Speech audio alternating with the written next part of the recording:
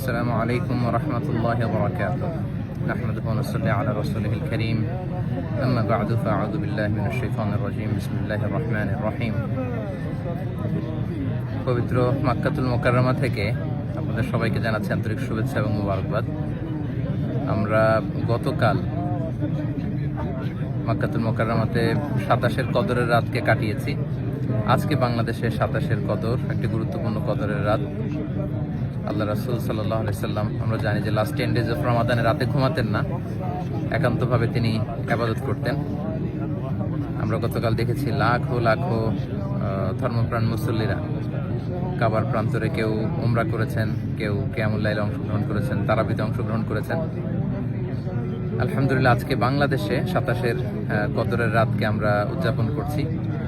আল্লাহ রাসূল সাল্লাল্লাহু আলাইহি সাল্লাম আম্মা জান আয়েশা রাদিয়াল্লাহু তাআলা আনহাকে এই রাতে একটি বিশেষ দোয়া পড়তে বলেছেন। তিনি বলেছেন যে, আয়েশা, তুমি যদি এই রাত পাও তাহলে তুমি পড়বে আল্লাহুম্মা ইন্নাকা আফুউন তুহিব্বুল আফওয়া ফাআফু আন্নী। অর্থাৎ, হে আল্লাহ, আপনি ক্ষমাশীল, আপনি ক্ষমা করাকে পছন্দ করেন, আল্লাহ আপনি আমাদেরকে ক্ষমা করেন।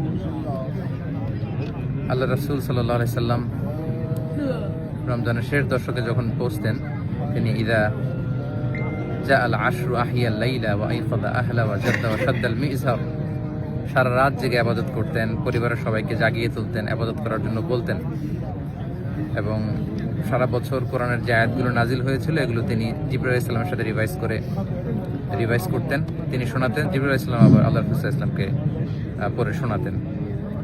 তো এই ক্ষমার রাতে আমরা যেন আল্লাহর কাছ থেকে ক্ষমা পেতে পারি, আমরা কায়মানো বাক্যে আল্লাহ তাআলার কাছে ক্ষমা চাই। আল্লাহ যেন আমাদেরকে উতাকা মিনান নার, জাহান্নামের আগুন থেকে রমাদানে যে মুক্তির ঘোষণা দেওয়া হয়, সেই মুক্তিপ্রাপ্ত বান্দাদের অন্তর্ভুক্ত যেন আমরা হতে পারি।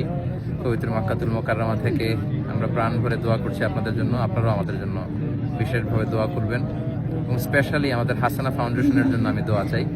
ভেরি রিসেন্টলি আমরা একটা ফাউন্ডেশন ফর্ম করেছি, হাসানা ফাউন্ডেশন, যেটার মধ্য দিয়ে আমরা বাংলাদেশের বিভিন্ন শিক্ষা কার্যক্রম পরিচালনা করব। কদরের এই বরকতময় রাতে হাসানা ফাউন্ডেশনের ভবিষ্যৎ কার্যক্রমগুলো যেন আমরা স্মুথলি পরিচালনা করতে পারি। আপনারা এই ফাউন্ডেশনটির জন্য দোয়া করবেন। এবং ঈদের পরপরই আমি দেশে আসব। এখন থেকে আমি দেশেই সেটেল করব, দেশেই থাকবো এবং ফাউন্ডেশনের বিভিন্ন কার্যক্রম সরাসরি পরিচালনা করবো ইনশাআল্লাহ।